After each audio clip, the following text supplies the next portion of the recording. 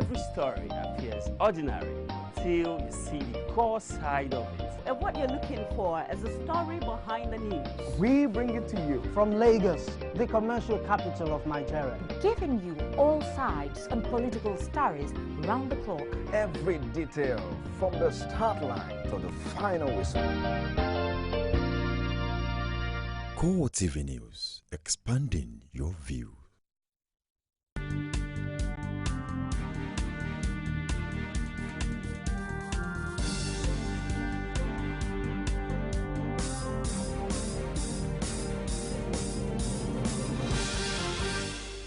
Hello and welcome to CoreTV Primetime News. I am Omotayo Elo.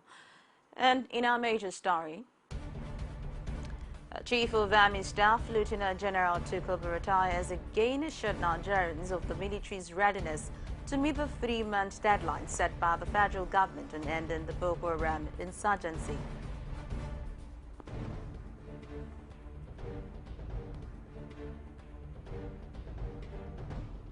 Also in this program, the Senate has declared its readiness to strengthen the laws empowering the Public Complaint Commission to ensure accountability in public service.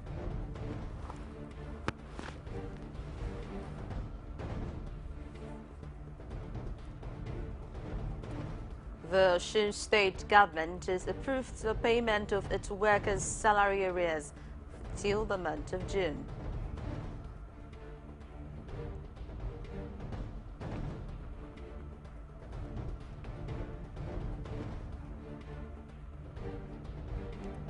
And outside Nigeria, Algerian police fired gas water cannon against protesting refugees who were demanding entry from Serbia. Now the news in full. Chief of Army Staff, Lieutenant General Tukur Buratai, has again assured Nigerians of the military's readiness to meet the 3-month deadline set by the federal government and ending the Boko Haram insurgency. He gave his word on the sidelines of the opening ceremony of the biennial training conference of the Nigerian Army Finance Corps in Kaduna.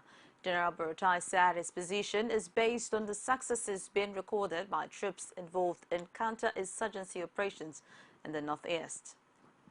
We are moving very close. All right? Very close. How soon are you going to end the insurgency? Very soon. Very soon. The Nigerian military says never again will troops at the front line abandon their duties or run away from terrorist element. Acting Director, Defense Information, Colonel Rabe Abubakar said in an exclusive interview with CoreTV News that this is in line with the new operational strategies and availability of necessary weaponry. It meant him that the presidential directive in ending the Boko Haram insurgency is achievable. Defense correspondent Pius Samuel reports. A few days ago, the military tweeted that some major camps of Boko Haram have been taken over by troops in the northeast, while those held captive in the terrorist enclave were set free. For defense spokesman Colonel Rabi Abubakar, these and more of the recent successes are as a result of synergy between the Air Force and the Army. He was also emphatic that troops no longer abandon their duties or run away from the front line. We are committed to ending this war. You understand? We have gotten a lot of injections of new arsenals, as Allah said, and the motivation is there, and the purposeful leadership is there.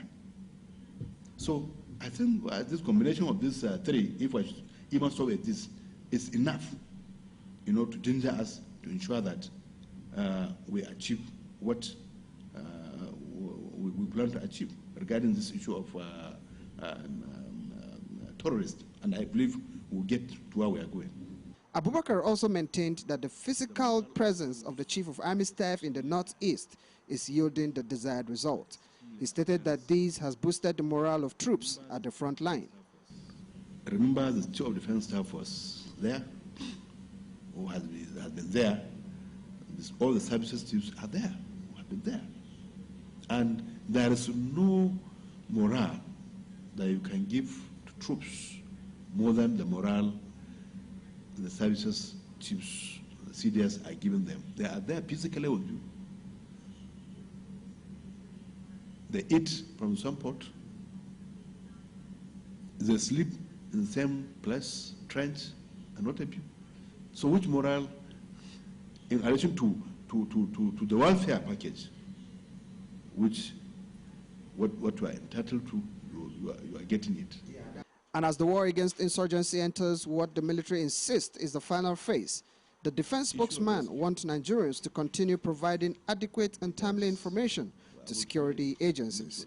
Colonel Abubakar is convinced that the insurgency will end within a few months if the citizenry, especially in the northeast, continues to be cooperative. Par Samuel, CoreTV News, Abuja. The Nigerian military says troops have arrested 33 suspected food suppliers to the Boko Haram terrorists in Dambil, Borno State. The suspected Boko Haram accomplices were arrested with large quantity of foodstuffs said to be meant for Boko Haram insurgents at Korode. Army spokesman Colonel Sani Usman said in a statement that 9 of the 33 suspects are from Korode, 5 from Ama, 10 from Jagube, 4 from Kwastaya, and 4 from Bulbul, and 1 from Dolomi villages. Sani revealed that some of the suspects claimed to be traders, but did not deny buying and selling food items to terrorists. The Senate has declared its readiness to strengthen the laws empowering the Public Complaints Commission to ensure accountability in public service. This was one of the assurances given to principal officers of the commission, led by the chairman, Emmanuel Ogbebele, about the leadership of the Senate. Senate President Bukola Saraki argued that the commission had not done enough in its 40 years of existence to resolve the numerous cases of administrative complaints and petitions brought before it. That was after the commission chairman had complained that Nigeria were not taking the government agencies serious. The issue of respondents not giving us the required support and response. And we have defined for ourselves a way out of it, that we shall not sit and watch because we are protected by the Act to take necessary action.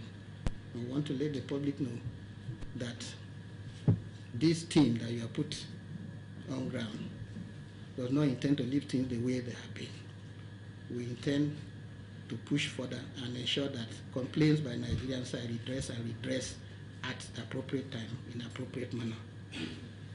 The name of PCC should make people in the public service sit up, but it's not the case. But I hope that under your time, with our support, it will be the case.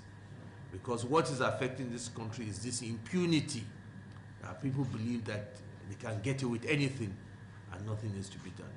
And I think I want to assure you that the 8th Senate will do all that we can so that you will have bite. It's not just for you to be there, you must be able to implement.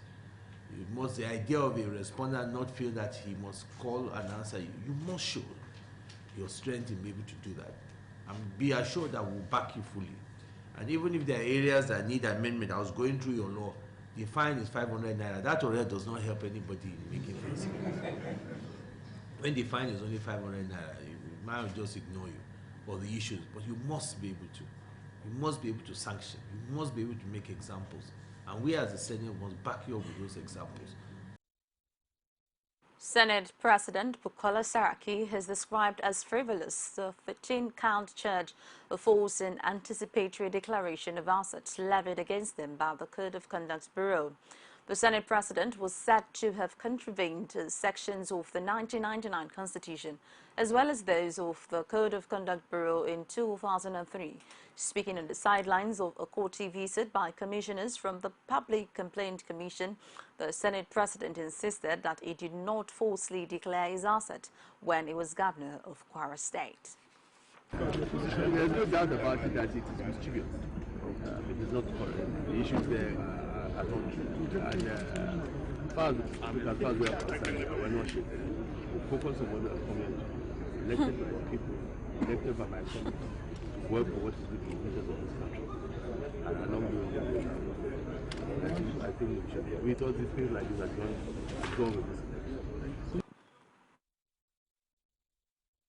Weeks is set for early tracking of the progress of the proposed United Nations Sustainable Development Goals for effective implementation in Nigeria. Statisticians General of the Federation, Yemi Kale, made this known in Abuja at a stakeholders workshop on data mapping for the SDGs in Nigeria. Kale noted that the measures became necessary to avoid a repeat of some of the challenges that hamper the effective monitoring of MDGs implementation in the country. The SDGs is an international development framework due to be signed by over 140 nations, including Nigeria, in the coming weeks.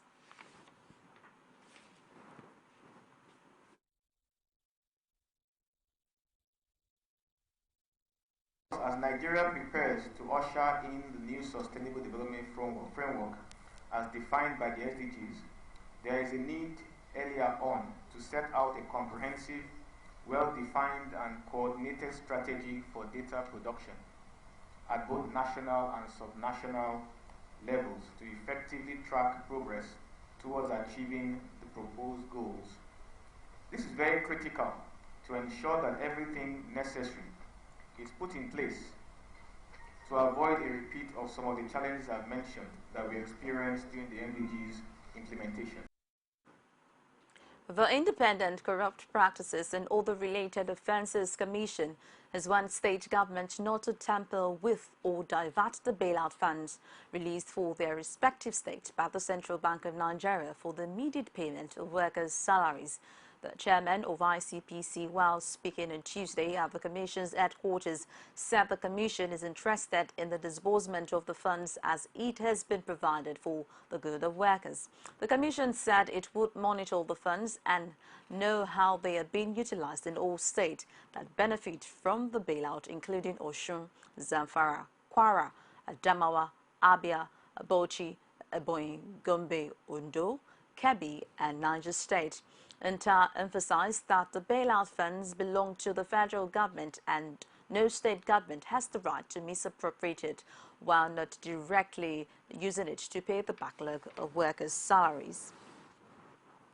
The Independent Corrupt Practice and Other Related Offence Commission, ICPC, has returned to the coffers of the Ministry of Environment 924 million naira fraudulently diverted to different company accounts under the Great Green Wall Desertification Intervention Program of the federal government. The chairman of the commission, Umpo Inta, said the ICPC was allotted on the forged payment presented to the ministry's bank by its permanent secretary in December 2014.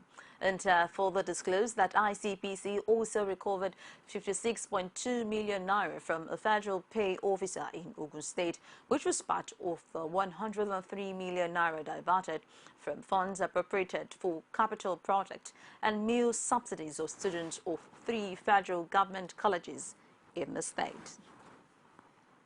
The Nigerian Bar Association has opposed the call by the organized labor for capital punishment for public officers found guilty of corruption and corrupt practices in the country. President of the association, Augustine Alege, while receiving the national president of the Nigerian Labour Congress at the Bar House in Abuja, said it is not ideal that while other countries are moving away from capital punishment, Nigerians will be advocating for such. He stated that the government needs to evolve measures that will prevent people from looting the treasury, pointing out that the newly introduced Treasury single account is a measure in the right direction. Alege also disclosed that the plea bargain, which has formed part of the justice system in the country, is a good measure of recovering stolen money from people. The Economic and Financial Crimes Commission has declared a former presidential candidate, Emmanuel Osita Okereke, wanted. The Commission said in a statement that Okereke, who is the Director General of the National Task Force to combat illegal importation of small arms, ammunition and light weapons, NATFORCE, is wanted for jumping bail. Okereke is being prosecuted by the EFCC on the 6-count charge of impersonation, forgery and obtaining by false pretense, but has for some time been on bail.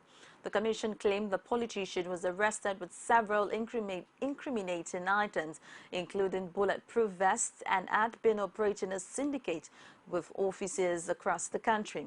It added that he had been defrauding unsuspecting members of the public by selling recruitment forms for 5,000 naira in the guise of offering them federal government jobs. A former governor of the old Ondo State, Bamidele Olumilua, has debunked his alleged arrest by the police for holding a illegal meeting at his hotel. The elder statesman, who spoke to newsmen in Ikere Ekiti, however, confirmed that he was invited by the police on the strength of a petition written by the secretary of the All Progressive Congress in the state. Olumilua blamed the problem of the APC in Ekiti State on the several factions within the party which he and all the stakeholders were trying to bring together. The party, to start with, was shocked by the defeat of the party in 5 elections in this state. Because we were divided, we were not united, we were beaten. People started to accuse us, those who are older generally. They begin to say, you are there now, and this party is dying. So I started calling them together, the various groups. I brought 5 of them together, who are saying now they believe in what we are doing. Out of the 6 groups, we brought together 5. Only 1 remained, and we are trying to bring all of them.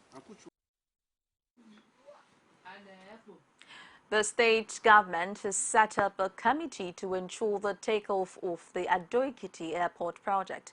In a statement issued today, the Chief Press Secretary to the Governor Edo, Adelusi, said the committee would start with the marking out of 2,000 hectares out of the 6,000 hectares of land set apart for the project. He said this would also be a relief to air travelers in Ekiti State who would no longer need to travel far to catch their flights. Adelusi disclosed that the committee is chaired by the Commissioner for Works and Infrastructure, Kayode Osho. We take a break now and we'll be back with more. Stay with us. Is it crazy or autocracy? Or what type of crazy is that? Except crazy. News making the headlines. Black Maria is to carry criminals, trading looters that are in government today. Sometimes it gets confrontational. Slap you in the face. Excuse me, don't put words into my mouth. Whatever it is that will bring our military to disrepute, I said to hell. On Core Digest, I want to know why I should be believing them. Every weekday, we'll bring all of these together and take them to the court of public opinion. Everybody has the right in Nigeria. Where you are the judge.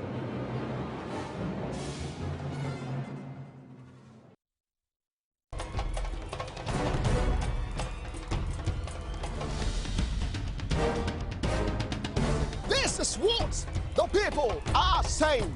You don't run a big economy with generator. They need to do more in terms of energy and power. Many things to do for this Nigeria about lights, water, and new TT. For Nigerians that are not gullible, we know that good laws have done nothing good for this country. Buhari won the election convincingly. They talk to our husband that you should keep promise about what you said, and because people are watching you, you know, another election is coming. Also, some people will stand for Yoruba land, will be strong man. You don't die. This nation is moving forward. The best is going to take place. The people giving voice to the voiceless. Welcome back, and if you're just joining us, it's CoreTV Primetime News, and here's a quick reminder of our top stories. Chief of Army Staff Lieutenant General Tukur Buratai has again assured Nigerians of the military's readiness to meet the 3-month deadline set by the federal government in ending the Boko Haram insurgency.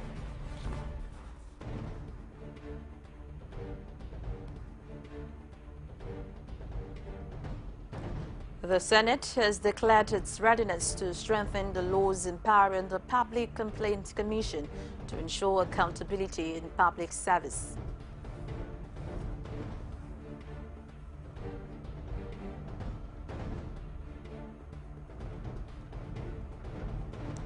The Osun State government has approved the payment of its workers' salary arrears till the month of June. For more of our news and information, visit our social media platform, facebook.com/CoreTV News, our Twitter handle @CoreTV News NG. You could get more on our YouTube channel, youtube.com/CoreTV, _space and news. The Osun State government has approved the payment of its workers' salary arrears till the month of June.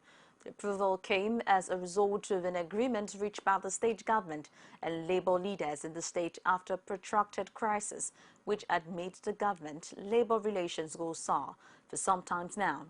The agreement further covered that the bailout fund be used to offset all the outstanding workers' salaries. Rashid has more from Oshobo.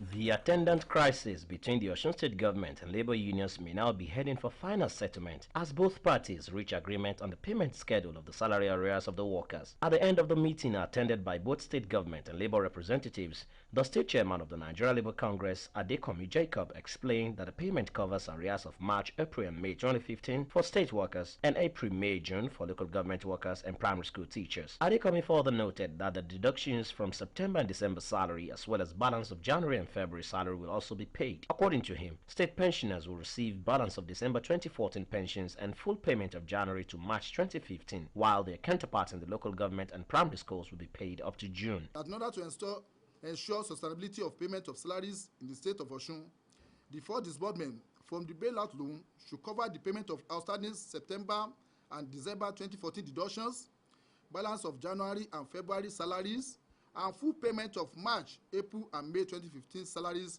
for state government workers. With this, that means it has erased the impression that the state government of Osun has slashed the workers' salaries.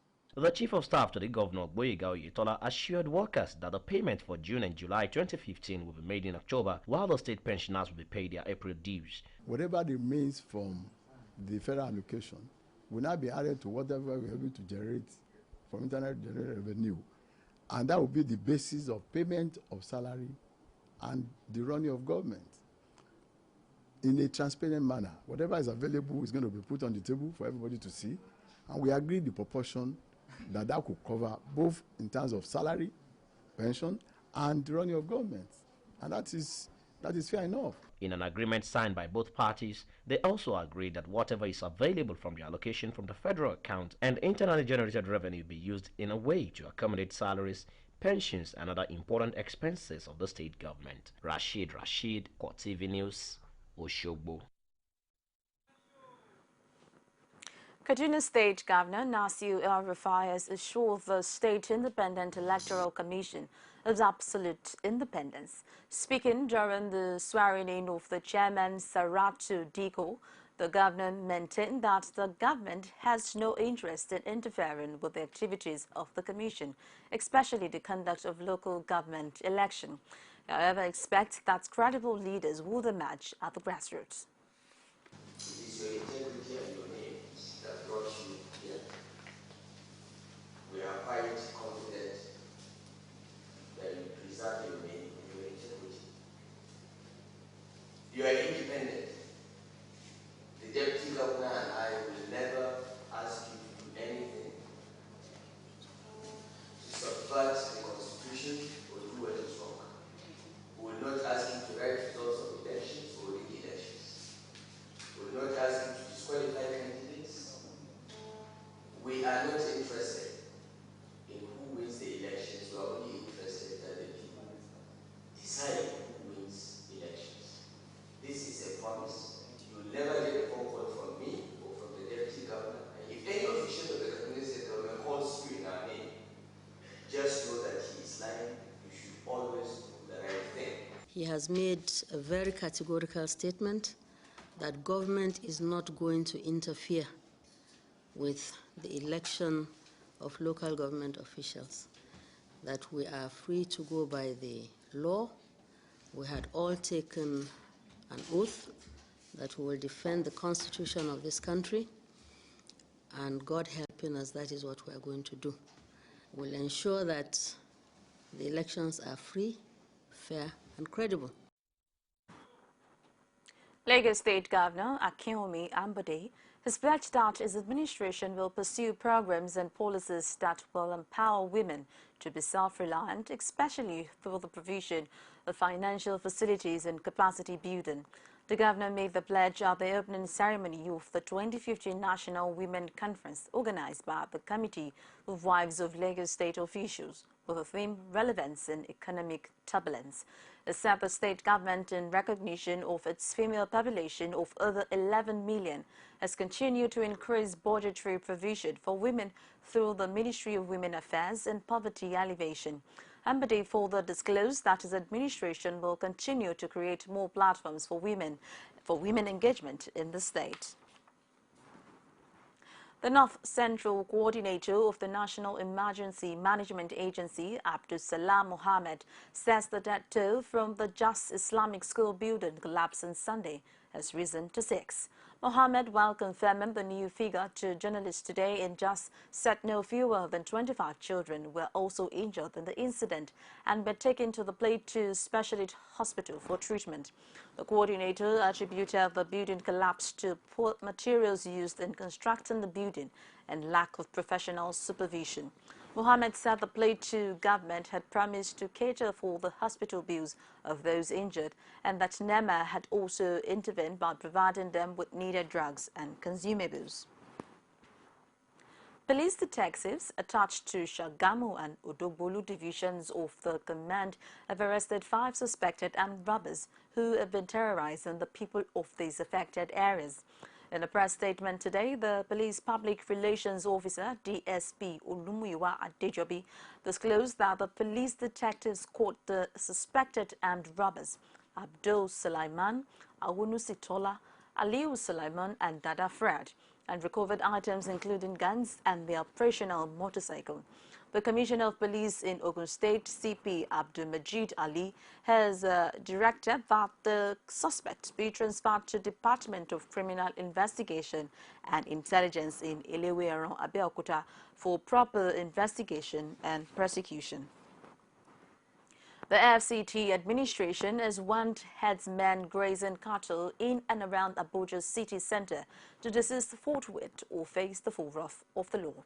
Permanent Secretary John Chukwu issued the warning on Wednesday in Abuja. The Permanent Secretary noted that the directive is because improper grazing of cattle in the city center and environs had been constituting public nuisance and hazard to road users. He added that the practice must not be allowed to continue in the nation's capital and the city through which the world sees the country. The Permanent Secretary is consequently directed that Abuja Environmental Protection Board to ensure that cattle grazing is restricted to designated areas for such activities in the Abuja Master Plan.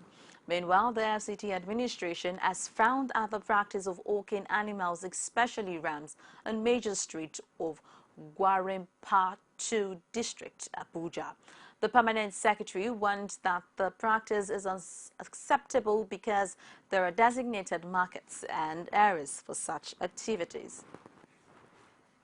The National Food Drug Administration and Control says it has been putting necessary machineries in place to ensure that food safety system in Nigeria is at par with international best practices.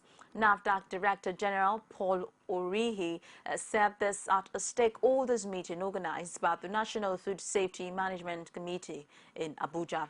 He also urged all stakeholders to work towards making Nigeria free of all food-related illnesses.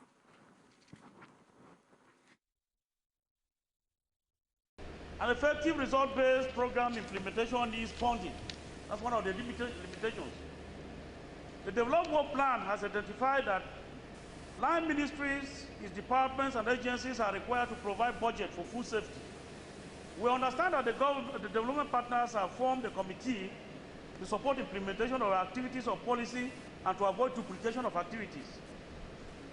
We believe that at the end of this meeting, all hands will be on deck to ensure that food safety system in Nigeria is at par with international best practices. I therefore encourage all stakeholders to draw up any available resources to support food safety and make Nigeria free of foodborne, food-related illnesses and encourage international trade. Worldwide, to ensure that its citizens have access to safe food at all times. And therefore, the National Food Safety Management Committee main purpose is to protect the health of the consumers, or put it the other way around, to bring about, to sustain the good health of the consumers. Adolescence is a period characterized by the development or body changes in a child towards adulthood. In girls, the breast develops, while in boys, the voice deepens. This stage is popularly referred to as the teenage years of puberty. In the face of rising teenage pregnancy, parents are more worried at the alarming statistics which put 150 ladies under 19 getting pregnant out of every 1,000 Nigerian women. CoreTV News correspondent Natu Elabari has details presented from our studios. In a bid to protect adolescents from early pregnancy, abortion, misinformation about sex and career failure, sexual education has come to bear as counselors seek to equip adolescents with adequate knowledge on sexuality. Oluwafunsho Bukoye, Program Associate for a non-government organization, Action Health Incorporated, has challenged the young generation to focus more on overcoming challenges that serves as a stumbling block to the future. So we see that this nation is a youthful nation, and in most cases, young people challenges, like young people issues, are not addressed. The challenges that young people are facing range from the educational challenges, the health challenges, employment challenges. There are so many things that a young person face day in, day out. The government have a huge role to play in creating more vocational centers around the country for young people. This will address the issue of unemployment, because as a young person, if you're already trained in one skill or the other, you become a person who is skilled in a particular trade. The adolescents' future can be secured if they are encouraged to communicate properly with their parents, guardians, and counselors and be guided properly. The adolescents have this to say. It's high time the government start taking responsibility for young people. Government has abandoned the youth in so many ways. Some are already touts, some criminals, committing all sorts of atrocities in society. If only the government can put in more effort, making these youth responsible citizens, they will be useful to themselves and to the society. The government should make centers for vocational training and skill acquisition available for young people. For example, a young person can go to school and learn photography at the same time. Now, a young person that does not have opportunity to go to school can learn vocational skills like barbing, tailoring, fashion designing, and all that. It can help make them financially buoyant in the future, and they can ensure a better future for themselves. They say the future of the average Nigerian youth is full of promises and is beautiful. For in no distant time from now, they are the leaders of tomorrow. The future will be bright. They will learn to embrace solutions. Netu Elabari, CoreTV News, Lagos. Clearly the leaders of tomorrow. The Consumer Protection Council is to commence prosecution procedure against Benin and Enugu distribution companies for failing to show up after ongoing investigation into the activities of the electricity distribution companies in the country. The council said it was because the company did not provide sufficient reason before the panel that was set up to investigate numerous complaints by electricity consumers and estimated billings and non-provision of meters. It noted in a statement that the companies were expected to appear on Wednesday by 10 a.m. in line with a schedule of appearance agreed upon with all representatives of the DISCO at an earlier meeting. CPC, however, noted that the companies disobeyed the summons by not appearing as scheduled, and neither did it send in the requested documents. This forced the panel's chairman, Emmanuel Atagbo, to announce his intention to evoke provisions of the CPC Act, which provides criminal sanctions, including the prosecution of the chief executive and principal officers in court. The Economic and Financial Crimes Commission has arraigned 4 persons before Justice Abubakar Tauba of the Federal High Court, Gudu, Abuja, on a 29-count charge bordering on conspiracy and collecting by false pretense. The 4 accused persons, Ibrahim Ahmed Mazangari, Mohammed Sani Sulaiman, Hajia Fatima Mazangari, and Saleh Yarima Tuzjan, are alleged to have obtained 1.2 billion naira from the federal government by false pretense and with intent to defraud.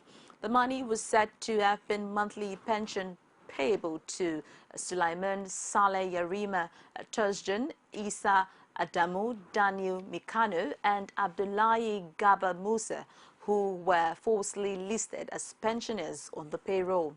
The accused persons, who were offered a biometric contract by a former head of the civil service of the Federation, Steve Onrasai, to regularize names of pensioners on the pensions payroll, allegedly smuggled in names of fake pensioners and collected an earned pension. The fraud allegedly involved 2 companies, Zanji Technologies Limited and Century Construction Company Limited. The accused persons pleaded not guilty when the charges were read to them, and they were granted bail after the defense counsel urged the court to grant the application. Justice Tauba set the bail conditions at 10 million naira and 2 shorties each in like sum, one of which must be a director in the Federal Civil Service and the other a responsible member of the society, who must submit an affidavit of means and tax document. He also fixed November 2 and 3, 2015 for trial. The Nigerian National Petroleum Corporation has reiterated its resolve to commence the review of the fiscal terms of its existing deep offshore production sharing contract, PSA, with some international oil and gas companies operating in Nigeria.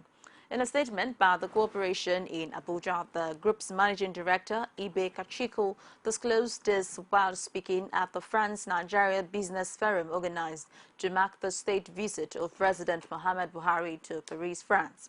He explained that the decision is born out of the need to seek favorable benefits to Nigeria based on prevailing realities in the industry. Kachiko stated in the weeks and months ahead, the NNPC would be renegotiating the contract to extract as much benefit as possible for Nigeria. We take another break and we'll be back with stories from outside Nigeria and sport. Stay with us. Some pundits believe that as long as the political system is driven by selected few, corruption may be difficult to fight.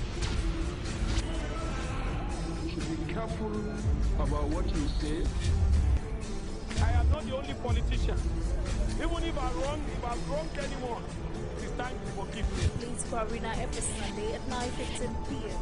and a repeat broadcast every Tuesday at 1:30 p.m.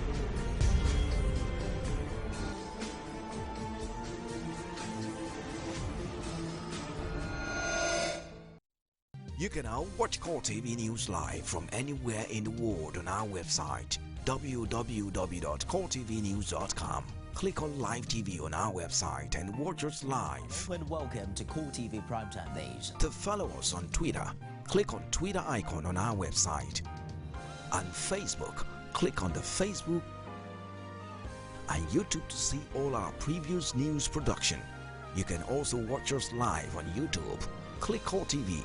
Leave a space, then news. CoreTV News, a 24-hour news station. Welcome now to the foreign scene. Bulgarian police today fired tear gas and water cannon against protesting refugees who are demanding entry from Serbia. Bulgarian police said this move came after the crowd became aggressive and threw stones, bottles and sticks at them on the Bulgarian side and crossed the barrier at the border. Meanwhile, the first refugees crossed the Serbia-Croatian frontier and today, caving out a new route through Europe after Bulgaria sealed its borders. Croatian police said they were registering refugees entering from Serbia and would transport them to reception centers near the capital, Zagreb. Syrian President Bashar says there can be no political solution for his country's crisis until terrorism is defeated. In an interview today, Assad disclosed that he would only give up power if the people and not the United asked him to do so. He urged all political and armed factions in Syria to unite in the fight against terrorist groups, including the Islamic State of Iraq and the Levant Nusra Front, and some others. Assad pointed out that the refugee crisis hitting the continent is a direct result of the West's support of extremists. And meanwhile, we also have that riot police have clashed with protesters in Beirut as a meeting by Lebanese government officials failed to reach an agreement on key issues that have brought the country to a standstill. Protesters from the You Stink Citizens group said that at least 25 people were detained and several others were injured as police rushed the crowd, beating several people with batons. You Stink has been protesting against government corruption and political dysfunction amid a rubbish collection crisis. Lebanon has witnessed dozens of protests in the past 2 months that were triggered by the government's failure to deal with a breakdown in rubbish disposal. Also in Mecca, Saudi Arabia has suspended the Saudi Bin Laden Group, the company in charge of the Mecca crane, from taking on new projects. In a statement on Tuesday, the Saudi government said the company's operations have been stopped until a review of all their work has been completed. The Saudi Bin Laden Group is one of the region's largest construction firms with contracts across the country. Initial investigations by Saudi authorities suggested a balance issue in the crane and bad weather, which contributed to the tragedy that left at least 107 people dead and hundreds more injured at Islam's holiest site prior to the start of Hajj. And now to the world of sports.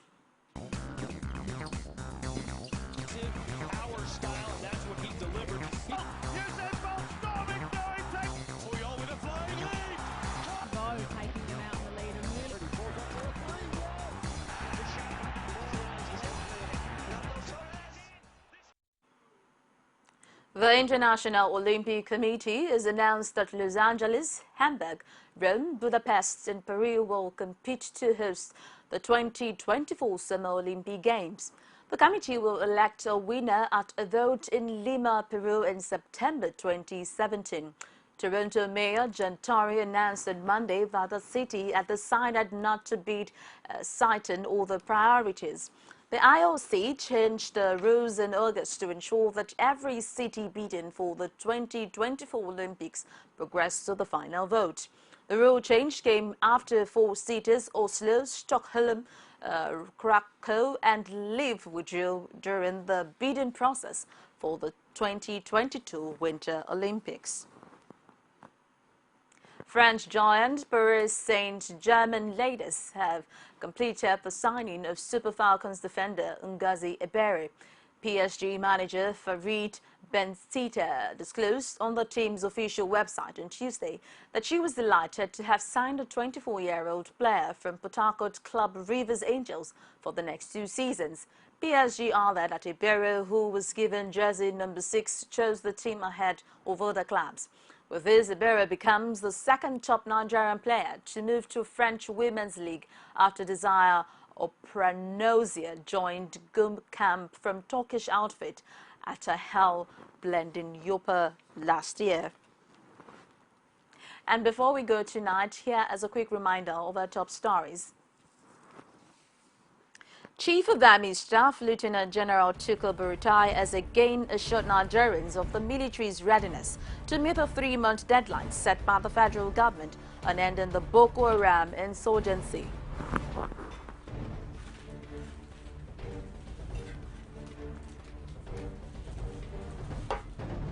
The Senate has declared its readiness to strengthen the laws empowering the Public Complaints Commission to ensure accountability in public service.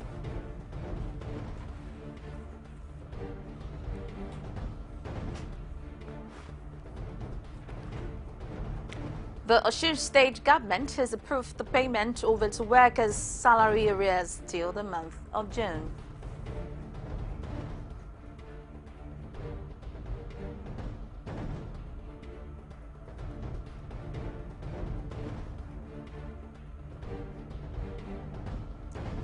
And on the foreign scene, Hungarian police fired gas water cannon against protesting refugees who were demanding entry from Serbia. A very big thank you to you for staying with us. My name is Omotayo Alo. Have a lovely night rest.